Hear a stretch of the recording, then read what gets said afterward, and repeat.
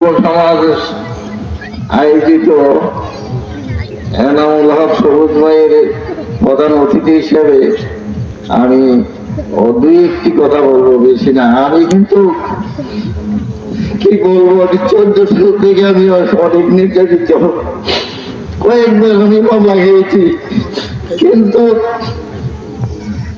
কিছু বলার আর এখন আমি বলতে পারছি না। এই হিসাবে আপনার কাছে বলতে চাই, যাতে নির্যাতিত আমরা না হই, এই আশা ব্যক্ত করে সবার সমাপ্ত করলাম। আসসালামু আলাইকুম। পর্যায়ে কিন্তু বান্দারি বা আসিম ভাইয়ের বক্তব্য শোনার পরে আমার অনেক কষ্ট লেগেছে। কি পরিমাণ নির্যাতন করলে ওনার চোখে পানি চলে আসে। আপনারা সবাই সজাগ থাকবেন, কেউ যেন কোনো ষড়যন্ত্র করতে না পারে, একটু খেয়াল রাখবেন আর লিস্ট করেন